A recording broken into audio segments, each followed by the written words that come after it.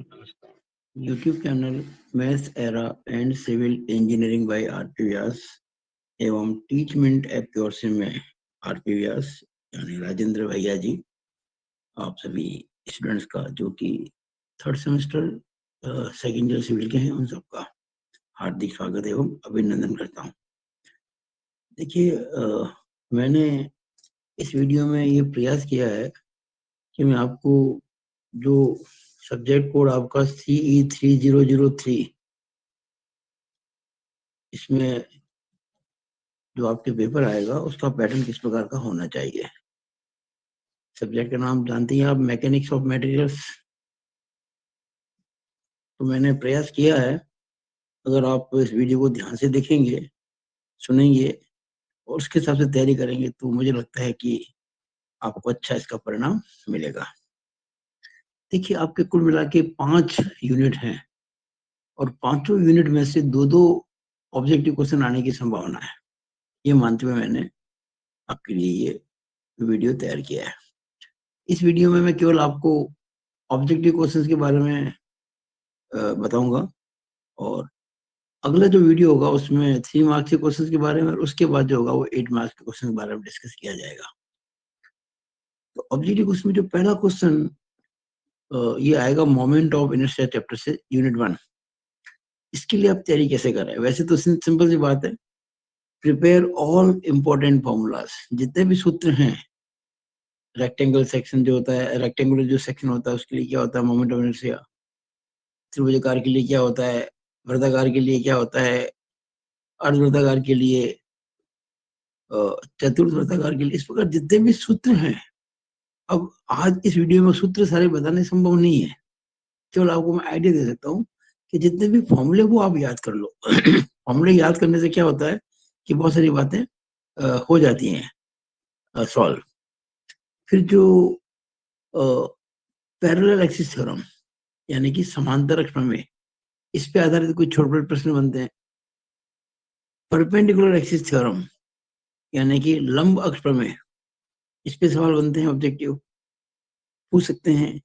इसका स्टेटमेंट जो है ना वो आपको इसमें ये पूछ सकते हैं कि ये परपेंडिकुलर एक्सिस थ्योरम कहाँ काम आती है। तो इसके अंदर एक आपको पता होगा, सर्कुलर सेक्शन जो होता है वर्गाकार, इसके लिए आई एक्स आई वाई निकालने में आपको याद होगा पहले आई जेड निकाला जाता था और फिर I X plus I Y equal to I Z वाले मेथड से, यानी ये जो लंब अक्ष प्रमेय होती है इसको काम में लेकर हमने आई एक्स आई वाई निकाले थे। इस प्रकार की कोई क्वेश्चन बन सकते हैं तो आपको याद होनी चाहिए। फिर ये रेडियस ऑफ जायरेशन यानी कि परिभ्रमण त्रिज्या, इसकी परिभाषा क्या होती है, क्या मान होता है, इस प्रकार से सब किताब में आपको मिलेगा। सेक्शन मॉडुलस के बारे में यानी कि परिच्छेद मापांक के बारे में, आप जानते हैं कि परिच्छेद मापांक है उसको हम जेड कहते हैं और ये आई अपॉन वाई मैक्स होता है। इसकी इकाई क्या होती है, मिलीमीटर क्यूब। इकाइयों के बारे में ध्यान रखना, जो यूनिट्स होती है मोमेंट ऑफ इनर्शिया की इकाई क्या होती है, मिलीमीटर 4। इस तरह से छोटी छोटी बातें होती है वो आपको ध्यान रखनी है, तो ये ऑब्जेक्टिव क्वेश्चन हो जाएगा। दूसरा क्वेश्चन भी ऑब्जेक्टिव होगा और ये मैं पहला जो क्वेश्चन है ना ऑब्जेक्टिव, उसके 10 भाग होंगे, उन 10 भाग की बात कर रहा हूँ, पहले का पहला। दूसरा क्वेश्चन भी ऑब्जेक्टिव होगा मोमेंट ऑफ इनर्शिया में से। ये केवल संभावना है, ये मेरा पैटर्न है, ये मतलब प्रोबेबिलिटी है, आ सकता है। ये नहीं कि आएगा, ऐसा नहीं होता है, लेकिन हम कुछ सोच के ये बात बता रहे हैं। दूसरा क्वेश्चन ऑब्जेक्टिव फ्रॉम यूनिट 1, इसमें कैसे क्वेश्चन बन सकते हैं? देखिए खोखले आयताकार और खोखले वृत्ताकार सेक्शन पे क्वेश्चन बन सकते हैं। जैसे आपको कह दिया कि ये हॉलो रेक्टेंगुलर सेक्शन है सिमेट्रिकल, इसकी बाहर की और अंदर की विड्थ और डेप्थ दे दी आपको, इसका पूछ लिया मोमेंट ऑफ इनर्शिया क्या होगा। अगर आपको फॉर्मूला याद होगा बी डी क्यू बटा 12 माइनस बी डी क्यू बटा 12, मतलब capital B into capital D q बटा 12 minus small b into small d q बटा 12, ये आई एक्स हो जाएगा और आई वाई भी इस प्रकार से अपन निकाल सकते हैं। और इस तरह से आपको ये हॉलो सर्कुलर सेक्शन के लिए फॉर्मूले ध्यान होना चाहिए। दूसरा moment of inertia about base of rectangle and triangle, इनके लिए भी फॉर्मूले याद कर सके तो अच्छा होगा। किसी भी आयतकार जो सेक्शन होता है, आयताकार सेक्शन, उसके बेस के अबाउट जो होता है, आपको पैरेलल एक्सिस थ्योरम से पता पड़ जाएगा। वो फॉर्मूले से मैंने आपको लिखा रखे हैं, तो याद कीजिएगा। और ये जो त्रिभुजाकार सेक्शन है, इसके बेस के अबाउट कितना होता है वो आपको ध्यान में होना चाहिए। कैसे निकालना इसके लिए, देखिए एक्स एक्सिस पे होता है इसका BD³/12 प्लस AH²। ए का मतलब BD, H का मतलब D/2। या तो सॉल्व करेंगे ना तो BD³/3 आ जाएगा। BD³/3, BD³/12 plus BD³/12 just A × H²। Sorry H² था ना, D/2 का स्क्वायर आएगा यहाँ पे। तो BD³/12 प्लस BD³/4 हो जाएगा। और BD³/12 में जोड़ेंगे BD³/4 से ये BD³/3 आ जाएगा। और इसके लिए जो फॉर्मूला होता है वो होता है BH³/12 अबाउट बेस। ये B है, ये इसकी H है। तो इस तरह के छोटे छोटे जो फॉर्मूले हैं वो आपको ध्यान अगर होंगे तो ये ऑब्जेक्टिव क्वेश्चन करने में, जैसा कि मैं समझता हूँ, आ सकता है। उसके अलावा पोलर मोमेंट ऑफ इनर्शिया पे क्वेश्चन बन सकता है। पोलर मोमेंट ऑफ इनर्शिया, ध्रुवीय जड़त्व आघूर्ण, कुछ भी नहीं है जी, ये IZ ही है। ये जो लंब अक्ष है ना, परपेंडिकुलर एक्सिस थ्योरम, इसमें जो IZ होता है, IZ = IX + IY, तो IZ को ही ध्रुवीय जड़त्व आघूर्ण कहते हैं। यानी ये एक्स एक्सिस के अबाउट मोमेंट ऑफ इनर्शिया और वाई एक्सिस के अबाउट मोमेंट ऑफ इनर्शिया का जोड़ होता है। अब तीसरा, ये ऑब्जेक्टिव क्वेश्चन फ्रॉम यूनिट 2 यानी कि सिंपल स्ट्रेस एंड स्ट्रेन पे। इस पे देखिए ये इतने सारे मैंने पॉइंट लिखे हैं, इन पॉइंट को आप ध्यान में रखेंगे तो ऑब्जेक्टिव करने में आपको दिक्कत नहीं आएगी। भाई स्ट्रेस यानी प्रतिबल, स्ट्रेन यानी विकृति, इन पे छोटी छोटी बातें जो होती है इनकी परिभाषाएं, जैसे स्ट्रेस क्या होता है, इसकी वैल्यू होती है आप जानते हैं force upon cross sectional area. इस पे छोटा न्यूमेरिकल दे दिया, ऑब्जेक्टिव आ सकता ना, इतना फोर्स है इतना एरिया, बताइए स्ट्रेस क्या होगी। इनकी यूनिट्स के बारे में, इसकी क्या यूनिट होती है, न्यूटन पर मीटर स्क्वायर, इसकी कोई यूनिट नहीं होती है। इसके अलावा इक्विलिब्रियम पे सवाल आ सकते हैं।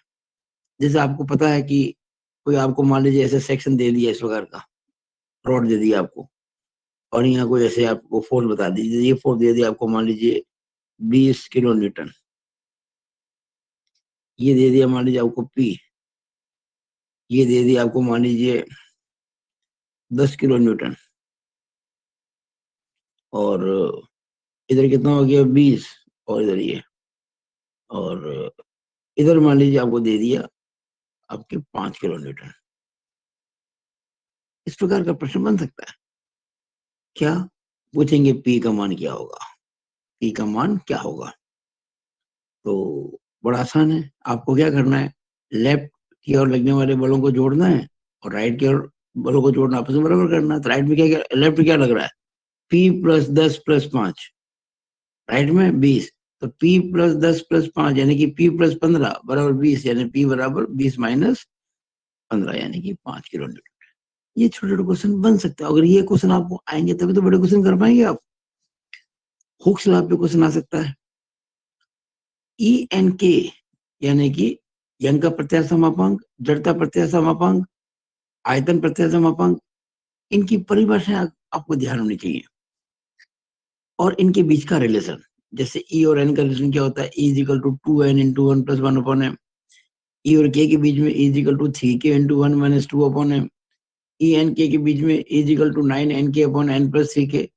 फिर ये टेंसाइल टेस्ट जो है, माइल्ड स्टील स्पेसिमेन पे जो होता है ना तनाव परीक्षण, इसके अंदर कुछ पॉइंट्स होते हैं, जैसे पराभव बिंदु होता है, यील्ड पॉइंट होता है, प्रत्यास्थता सीमा होती है, चरम बिंदु होता है यानी कि अल्टीमेट पॉइंट होता है, ब्रेकिंग पॉइंट होता है। इन पे छोटी छोटी बातें आपको ध्यान में रखनी है, तो क्वेश्चन बन सकते हैं। जैसे पूछ सकते हैं कि जब कोई पीस टूटता है, ब्रेकिंग होती है, तो स्ट्रेस सबसे ज्यादा होती है कि उससे भी ज्यादा कभी हो चुकी होती है। तो आपको पता ही है कि उस समय स्ट्रेस कम होती है, स्ट्रेन तो ज्यादा होती है, पर स्ट्रेस कम होती, स्ट्रेस सबसे ज्यादा कब होती है, अल्टीमेट पॉइंट पर। तो ये कुछ बातें हैं, छोटी छोटी बातें, इनको पढ़ना ही पड़ेगा याद करने के, इनको क्वेश्चन करने के लिए। तो ये कोई मैं इस आधे घंटे पौन घंटे वीडियो में कोई सारी बातें थोड़ी बता सकता हूँ, लेकिन कोई आइडिया दे रहा हूँ आपको। ये बातें बताएंगे आप अगर ध्यान में रखेंगे तो ऑब्जेक्टिव क्वेश्चन करने में आपको आसानी होगी। चौथा क्वेश्चन जो आएगा वो भी मेरे हिसाब से इसी यूनिट का आएगा, यूनिट 2 का ही आएगा। इसमें आपको टेम्परेचर स्ट्रेस यानी ताप प्रतिबल पे क्वेश्चन पूछ सकते हैं। टेम्परेचर स्ट्रेस के लिए याद होगा एक फॉर्मूला मैंने बताया था आपको, alpha into T into E होता है। Alpha into T into E, alpha रेखीय प्रसार गुणांक, T change in temperature, E Young's modulus. और अगर मान लीजिए कहीं कोई इल्डिंग हो रही सपोर्ट की, एक छोटा सा इसके अंदर और होता है minus A E upon L भी हो जाता है, minus A E upon L. इस तरह से मैंने आपको कुछ बातें बता रखी है, alpha T E minus A E upon L. तो आप देखिएगा ये किताब रही हमारी, इस किताब में भी आपको देखिएगा टेम्परेचर स्ट्रेस,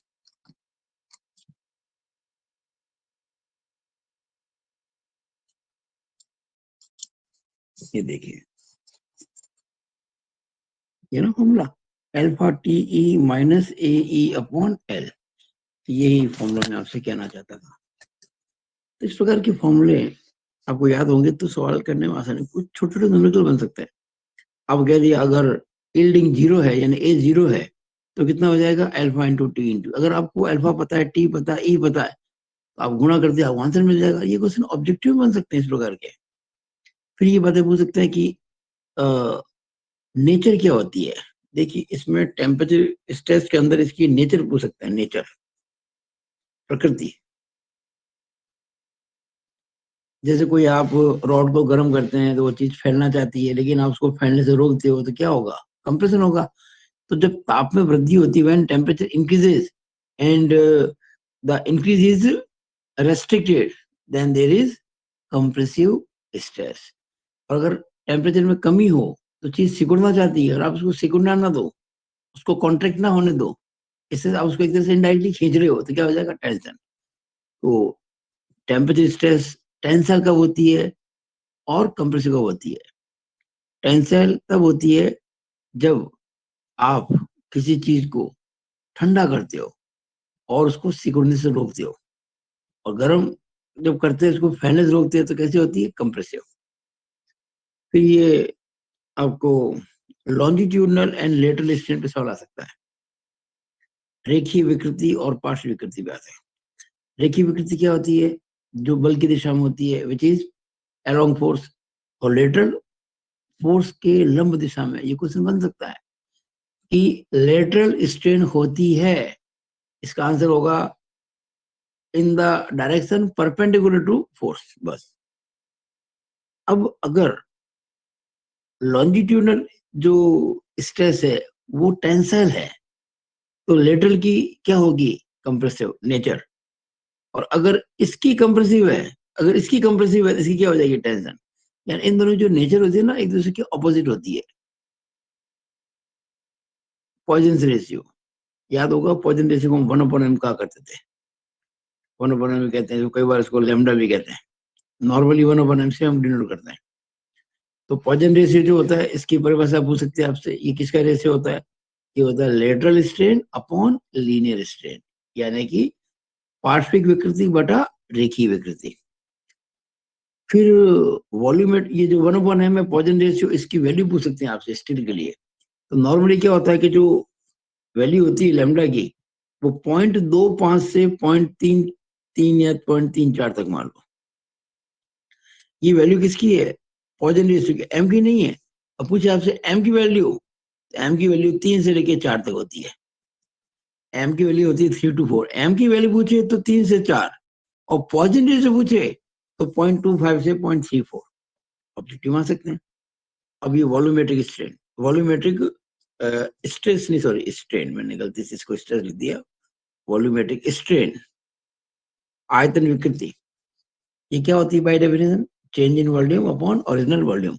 इसके कुछ फॉर्मूले हैं, जैसे अगर मान लीजिए एक ही डायरेक्शन में फोर्स लग रहा है, एक्सियल डायरेक्शन में, EV equal to small e into 1 - 2/m formula आपको याद रखना होगा। और अगर 3 दिशाओं में फोर्स लग रहा है, 3 या 2 डायरेक्शन में, तो E equal to E1 plus E2 plus E3, यानी जो 3 डायरेक्शन हैं, लेंथ, विड्थ और थिकनेस, उन तीनों की डायरेक्शन में जो स्ट्रेन होती है उनकी सम होती है ये। तो अगर ये फॉर्मूला ध्यान होगा तो बड़े बड़े सवाल भी हो जाएंगे, और कुछ छोटा सवाल आ गया तो आप सॉल्व भी कर सकते हैं। या हो सकता है कि ऐसा क्वेश्चन बना दे कि अगर बल की दिशा में, यानी अगर केवल एक दिशा में बल लग रहा है, लंबाई की दिशा में, तो आयतन विकृति के लिए फॉर्मूला होगा, 4 फॉर्मूले दे दिए आपको। तो ये जो जिसमें ये मिलेगा आपको E equal to E into 1 minus 2 अपन है, वो आंसर सही हो जाएगा। 5वां ऑब्जेक्टिव फ्रॉम यूनिट 3। देखिए ये है आपके शेयर फोर्स और मैनी मोमेंट के ऊपर चैप्टर। इस पे ऑब्जेक्टिव बन सकते हैं टाइप्स ऑफ सपोर्ट पर। आपको पता है ना सपोर्ट कितने प्रकार के होते हैं, रोलर, हिंज, फिक्स्ड। इस पे क्वेश्चन क्या बन सकता है कि रोलर सपोर्ट पे जो रिएक्शन होती है उसकी डायरेक्शन क्या होती है। तो आप क्या आंसर देंगे, जिस सरफेस पर रोलर टिके हुए उस सरफेस के परपेंडिकुलर। जिस सतह पर भी बेलनाकार आलम्ब रेस्ट करते हैं ना, उसके लंबवत प्रतिक्रिया होती है। और ये जो आप कह सकते हैं कि क्या हिंज जो है, हिंज सपोर्ट क्या मोमेंट ले सकता है, क्या आप क्या कहेंगे, नहीं ले सकता। या पूछ सकते हैं कि मोमेंट कौन सा सपोर्ट ले सकता है, तो आप क्या बोलेंगे, फिक्स सपोर्ट। केवल फिक्स सपोर्ट जो होता है वही मोमेंट लेता है, वरना कोई मोमेंट लेता नहीं है। और इस प्रकार से पूछ सकते हैं कि ऐसा जो सपोर्ट जो एंगुलर मोशन को, तो मतलब कि आपको पता है ना कि जो रोलर सपोर्ट होता है ना, वो ना तो लीनियर को और ना एंगुलर को, किसी भी मोशन को रेस्ट्रिक्ट नहीं करता। लेकिन जो हिंज सपोर्ट होता है वो लीनियर जो होता है, जो डिस्प्लेसमेंट, उसको तो रेस्ट्रिक्ट करता है, रेखीय तो विस्थापन होने देता नहीं, लेकिन कोणीय को रेस्ट्रिक्ट नहीं करता है। तो जो एंगुलर डिस्प्लेसमेंट को रेस्ट्रिक्ट नहीं करता, लीनियर को करता है, वो सपोर्ट कौन सा होगा, तो आपका ऑप्शन होगा हिंज सपोर्ट। ये आप जब डीप में पढ़ेंगे तभी बातें हो पाएंगी। ये मैंने आपको थोड़ा अनुमान इसके बारे में आपको दिया है। लोड्स के बारे में आ सकता है, UDL, point load, uniformly varying load क्या होते हैं, किस प्रकार के होते हैं। इन पे छोटे छोटे क्वेश्चन ऑब्जेक्टिव बन सकते हैं। इवन इनके ऊपर 3 मार्क्स के क्वेश्चन भी आ सकते हैं। टाइप्स ऑफ बीम्स क्या होती हैं। फिर shear force and bending moment. आपको कोई बीम दे दी इस प्रकार की, मान लीजिए कह दिया ये एक बीम है सिंपली सपोर्टेड, और ये लगा दिया यूडीएल, दे भी दिया आपको, इसका स्पान दे दिया आपको, और एक सेक्शन दे दिया यहाँ पे एक्स एक्स, दूरी दे दी आपको, और आपसे कह दिया इस जगह पर कितना शियर फोर्स होगा, या इस जगह पर कितना बेंडिंग मोमेंट होगा। ये छोटे छोटे ये क्वेश्चन बहुत ओरल हो जाते हैं। आपको डाटा मिल जाए सारे, आराम से आप शेयर फोर्स बेंडिंग मोमेंट निकाल सकते हो इजीली। इससे छोटे छोटे क्वेश्चन बन सकते हैं। ये क्वेश्चन पे संभावना बहुत ज्यादा है आने की। ऑब्जेक्टिव रिलेशन बिटवीन यूडीएल यानी कि load, shear force and bending moment. देखिए, rate of change of shear force is given by UDL. Rate of change of shear force dF by dx, and rate of change of bending moment is given by shear force. Bending moment में जो change होने की दर है, बंकन आघूर्ण में परिवर्तन की दर, वो अप्रोपोर्शनल होती है, शेयर फोर्स होती है। और शेयर फोर्स में परिवर्तन की दर वो यूडीएल होती है। तो ये आपको रिलेशन ध्यान होने चाहिए। छठा ऑब्जेक्टिव ये बनना चाहिए यूनिट 3 में से। इसमें आपको एसएफडी, बीएमडी यानी कि shear force diagram, bending moment diagram, position of maximum shear force and bending moment कहाँ होंगे, कपल क्या होता है, पॉइंट ऑफ कॉन्ट्राफ्लेक्शन क्या होता है, इस पे क्वेश्चन पूछ सकते हैं। जैसे कि पॉइंट ऑफ कॉन्ट्राफ्लेक्शन है, नति परिवर्तन बिंदु किसे कहते हैं, भाई जहां पे बेंडिंग मोमेंट डायग्राम अपना साइन चेंज करता है। जिस सेक्शन पर बीएमडी अपना चिन्ह बदलता है वो नति परिवर्तन बिंदु होता है। कुछ लोग क्या कहते हैं कि जहां बेंडिंग मोमेंट 0 होता है वो नति परिवर्तन बिंदु होता है। ये गलत है। कई जगह ऐसा होता है कि बेंडिंग मोमेंट 0 होता है लेकिन साइन चेंज नहीं करता है, तो वो ये थोड़ी वो नति परिवर्तन बिंदु हो गया। तो नति परिवर्तन बिंदु यानी कि पॉइंट ऑफ कॉन्ट्रोल फ्रैक्चर वो पॉइंट होता है जहां पे बेंडिंग मोमेंट डायग्राम अपना साइन चेंज करता है। कपल यानी कि बल युग्म, ये प्योर मोमेंट है। और पूछ सकते हैं कि इसका असर क्या होता है, या पूछ सकते हैं कि किसके कारण बेंडिंग मोमेंट डायग्राम में एक वर्टिकल लाइन आती है, एक ऊर्ध्वाधर रेखा आती है। आप बोलेंगे कपल के कारण, बलयुग्म के कारण। अगर बलयुग्म लग रहा है तो बीएमडी में एक वर्टिकल लाइन आएगी। Position of maximum shear force and bending moment, ये आपको बेसिक बातें बताना चाहिए। जैसे क्योंकि कैंटिलीवर बीम है, कैंटिलीवर बीम में जो फिक्स्ड एंड होता है वहां पर शेयर फोर्स और बेंडिंग मोमेंट दोनों ही मैक्सिमम होते हैं, और फ्री एंड पर दोनों ही जीरो होते हैं। अगर बात करें सिंपली सपोर्टेड बीम की, तो सिंपली सपोर्टेड बीम के जो सिरे होते हैं, दोनों एंड्स, उस पे बेंडिंग मोमेंट जीरो होता है। और जिस जगह पर शियर फोर्स डायग्राम अपना साइन चेंज करता है, उस जगह पर नॉर्मली बेंडिंग मोमेंट मैक्सिमम होता है। अब एसएफडी और बीएमडी की शेप के बारे में पूछ सकते हैं। शेप कैसी होती है?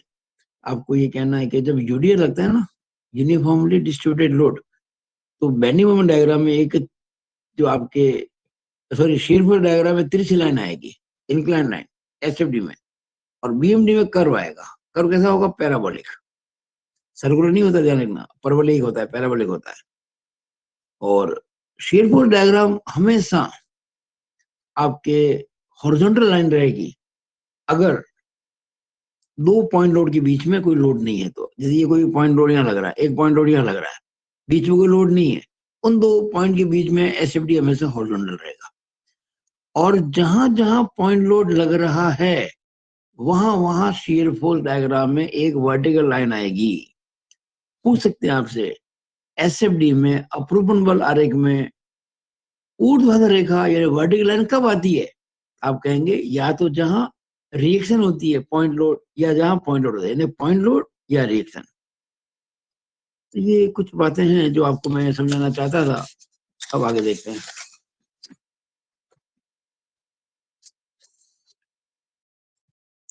7वां क्वेश्चन ऑब्जेक्टिव, ये आएगा यूनिट 4A। 4 का मतलब, 4A का मतलब bending stress in beams.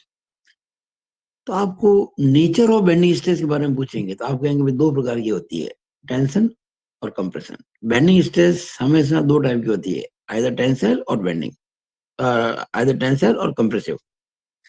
Shape of bending stress diagram, shape of bending stress distribution diagram हमेशा स्ट्रेट लाइन होती, ध्यान रखना।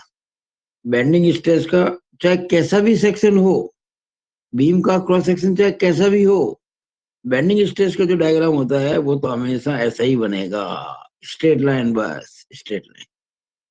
इसमें इसमें पैराबोला वगैरह वगैरह मत बोल देना।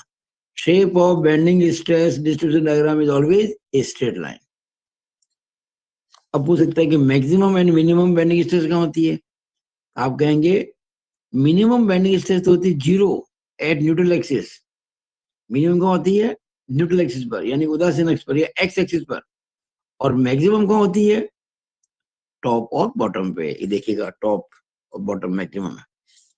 जितनी दूरी ज्यादा होगी न्यूट्रल एक्सिस से, जितनी दूरी ज्यादा होगी उतना ही बेंडिंग स्ट्रेस ज्यादा आएगा। फिर आपको एमआर और एम पे पूछ सकते हैं, moment of resistance and maximum bending moment के बारे में। ये दोनों बराबर होते हैं, मोमेंट ऑफ रेजिस्टेंस और मैक्सिमम बेंडिंग मोमेंट हमेशा बराबर होता है, ध्यान रखना। और ऑब्जेक्ट क्वेश्चन जो 8वां आएगा, आना चाहिए मेरे हिसाब से, जो बता रहा हूँ आपको, वो 4B यानी कि शीयर स्ट्रेस इन बीम्स। तो आपसे पूछ सकते हैं भाई कि वैल्यू ऑफ शीयर स्ट्रेस जो होती है वो मैक्सिमम कहाँ होती है, मिनिमम कहाँ होती है, इसके लिए फॉर्मूला क्या है? आपको फॉर्मूला पूछ सकते हैं शीयर स्ट्रेस के लिए, जनरल फॉर्मूला जो मैंने आपको बता रखा है ना, FA/Y/IB। इसमें F क्या होता है, A क्या होता है, Y क्या होता है, I क्या होता है, B क्या होता है। ये सब आपको टर्म्स पता अगर होंगी तो इसके संबंध में कोई भी क्वेश्चन पूछेंगे तो आप उसका आंसर दे पाएंगे। मैक्सिमम और मिनिमम कहाँ होती है? तो देखिए, मैक्सिमम शीयर स्ट्रेस के लिए कोई डेफिनेट रूल नहीं है। हाँ, अधिकांशतया जो सेक्शंस होते हैं, सर्कुलर को अगर मैं छोड़ दूं, हॉलो सर्कुलर और सर्कुलर को मैं छोड़ दूं, और एक ट्रायंगुलर सेक्शन को छोड़ दूं, वृत्ताकार और त्रिभुजाकार सेक्शन को छोड़ दूं, तो बाकी जितने भी सेक्शंस होते हैं उन सब के अंदर नॉर्मली जो शीर्षस होती है वो मैक्सिमम होती है एनए पर, न्यूट्रल एक्सिस पर, जहां विड्थ सबसे कम होती है। कुछ सेक्शन ऐसे होते हैं जहां न्यूट्रल एक्सिस पर नहीं भी होती, लेकिन वो आपके सिलेबस में नहीं, इसलिए उसकी चर्चा मैं नहीं करूंगा। आपके पाठ्यक्रम में जितने भी सेक्शन हैं उसमें से अगर मैं सर्कुलर को छोड़ दूं और ट्रायंगल को छोड़ दूं, तो जिस तो उसमें क्या है कि न्यूट्रल एक्सिस पर अगर जो विड्थ है उससे कम विड्थ और कहीं भी नहीं है, तो न्यूट्रल एक्सिस पर ही होगी बस, उससे कम और कहीं नहीं होनी चाहिए। तो नॉर्मली ऐसा क्वेश्चन पूछेंगे नहीं कभी भी आपसे कि कहाँ होती है, लेकिन मिनिमम तो बहुत जरूरी है, ये बहुत इंपॉर्टेंट ऑब्जेक्टिव में आ सकता है कि मिनिमम शीयर स्ट्रेस कितनी होती है और कहाँ होती है। तो मिनिमम शीयर स्ट्रेस जो होती है वो 0 होती है, और कहाँ होती है? Eight top and bottom. Top पर भी 0 होती है, बॉटम पर भी 0 होती है। ये बताया ना मैंने आपको क्यू। अच्छा, एक ही सवाल इस पे ऑब्जेक्टिव बन सकता है, क्यू मैक्स और क्यू एवरेज पर, रेक्टेंगुलर, और ये तो बहुत मोस्ट पक्का बनना चाहिए इसके ऊपर एक सवाल। आप जानते हैं ना कि रेक्टेंगुलर सेक्शन जो होता है उसमें मैक्सिमम शेयर स्ट्रेस जो होती है वो एवरेज शेयर स्ट्रेस की 1.5 गुनी होती है, यानी कि 50% ज्यादा होती है। और ये जो होता है सर्कुलर सेक्शन, इसके अंदर जो होती है मैक्सिमम शेयर स्ट्रेस, वो एवरेज शेयर स्ट्रेस की 4/3 गुना होती है, यानी 4/3 टाइम्स, यानी कि 1/3% ज्यादा, 33.33% ज्यादा होती है। Shape of shear stress distribution diagram. Shear stress distribution diagram की शेप कैसी होती है? पैराबोलिक होती है, परवलयिक होती है। और पूछ सकते हैं क्या कभी शेयर स्ट्रेस का डिस्ट्रीब्यूशन डायग्राम हॉरिजॉन्टल हो सकता है क्या? बिल्कुल हो सकता है। वहां होगा जहां पे किसी सेक्शन पे विड्थ जो है सडनली चेंज होती है, वहां पे अचानक से शेयर स्ट्रेस कम या ज्यादा होने से वहां पे एक हॉरिजॉन्टल लाइन आएगी, बट अदरवाइज अगर हम डीप में चल रहे हैं टॉप टू बॉटम, तो कभी भी लाइन हॉरिजॉन्टल नहीं आएगी, ना वर्टिकल आएगी, केवल पैराबोलिक आएगी। तो ये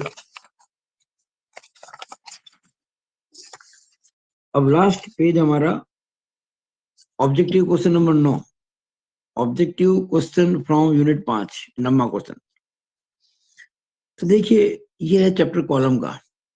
कॉलम में आपसे जो ऑब्जेक्टिव पूछ सकते हैं वो पूछ सकते हैं इफेक्टिव एंड एक्चुअल लेंथ पर। तो ये आपको पता है कि इफेक्टिव लेंथ और एक्चुअल लेंथ के बीच का जो रिलेशन होता है वो क्या होता है, इस पर क्वेश्चन बनेगा ऑब्जेक्टिव डेफिनेटली। जैसे इफेक्ट लेंथ जो होती है एक्चुअल लेंथ के बराबर होती है, इफेक्ट लेंथ जो होती है एक्चुअल लेंथ की आधी होती है, इफेक्ट लेंथ जो होती है एक्चुअल लेंथ अपॉन √2 होती है, और इफेक्ट लेंथ जो होती है एक्चुअल लेंथ की दुगनी होती है। 4 केस होते हैं, क्या याद होना चाहिए आपको। ये कब होता है? जब दोनों सिरे हिंज्ड हों, ये जब दोनों सिरे फिक्स्ड हों, ये जब एक सिरा हिंज्ड हो दूसरा फिक्स्ड हो, और ये जब एक सिरा फिक्स्ड दूसरा फ्री हो, तो ये इफेक्टिव लेंथ स्मॉल एल और एक्चुअल लेंथ कैपिटल के बीच का रिलेशन है। आपसे पूछ सकते हैं ऑब्जेक्टिव के अंदर कि व्हाट डू, जैसे पूछ सकते हैं कि इफेक्ट लेंथ होती है, क्या होती है? जो कॉलम के दो सिरे होते हैं ना, दो एंड होते हैं, उनकी सीजी होती है ना, सेंटर ऑफ ग्रेविटी, उनके बीच की दूरी होती है, distance between CGs of and connections. और इफेक्ट लेंथ किसे कहते हैं? कॉलम के जीरो बेंडिंग मोमेंट वाले बिंदुओं के बीच की दूरी। Effect length of A column is distance between points of zero bending moments. अब आपको स्लैंडरनेस रेशियो पूछ सकते हैं, यानी कि तनुता अनुपात, तनुता अनुपात पे पूछ सकते हैं सवाल ऑब्जेक्टिव। स्लैंडरनेस रेशियो, तनुता अनुपात, किसका अनुपात होता है? ये इफेक्टिव लेंथ अपॉन, ये किसका होता है? इसकी वैल्यू क्या होती है? Effect length upon R minimum, यानी कि प्रभावी लंबाई और न्यूनतम परिभ्रमण त्रिज्या का रेशियो होता है, उसे कहते हैं स्लैंडरनेस रेशियो। अच्छा, एक बात ध्यान रखना, इसकी वैल्यू लॉन्ग कॉलम में ज्यादा होती है, शॉर्ट कॉलम में कम होती है ना। फिर ये यूलर फॉर्मूला है, रैंकिन फॉर्मूला, ये आपको याद होने चाहिए। यूलर फॉर्मूला क्या होता है? PE pi square into E I minimum upon effective length का होल स्क्वायर। रैंकिन फॉर्मूला क्या होता है?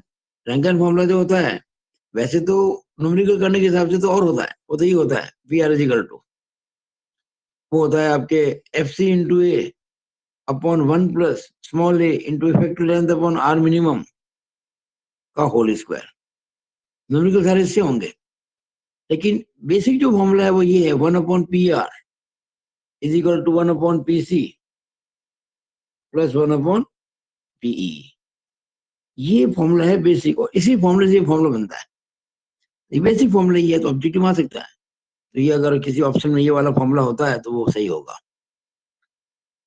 Failure of long and short column. भाई लॉन्ग कॉलम कैसे फेल होता है, शॉर्ट कॉलम कैसे फेल होता है, इस बारे में क्वेश्चन हो सकते हैं। आपको याद रखना है कि लॉन्ग कॉलम जो होता है वो फेल होता है बकलिंग में, बहकाव में या व्याकुंचन में, और शॉर्ट कॉलम फेल होता है क्रशिंग में, यानी कि अवभंजन में। और बस इस प्रकार की बातें पूछ सकते हैं आपसे। और लास्ट क्वेश्चन जो बनेगा वो भी बनना चाहिए यूनिट 5 में से, यानी कि कॉलम में से। ये क्वेश्चन इस पे बन सकता है वर्किंग लोड पे, डिजाइन लोड पे, फैक्टर ऑफ सेफ्टी पे। आप थोड़ी पढ़ेंगे आपको समझ में आ जाएगा। फैक्टर ऑफ सेफ्टी जो होती है इन दो लोड्स का अनुपात होती है। फिर आपसे FCE के बारे में, ए के बारे में पूछ सकते हैं। FC क्या होती है? Crushing stress. ए क्या होता है? Rankine constant. वैसे ए की वैल्यू क्या होती है? वैसे ए की वैल्यू आपको नॉर्मली दी होती है 1/1600, कभी 1/750, नॉर्मली 1/16 से देते हैं माइल्ड स्टील के लिए, बहुत इंजीनियर होने पर। लेकिन ए की वैल्यू आती कहाँ से है फॉर्मूले के अंदर? तो ये आपको अगर याद रह जाए, ऑब्जेक्ट आने की संभावना कम है लेकिन आ गया, तो आप याद रखना FC/π²E।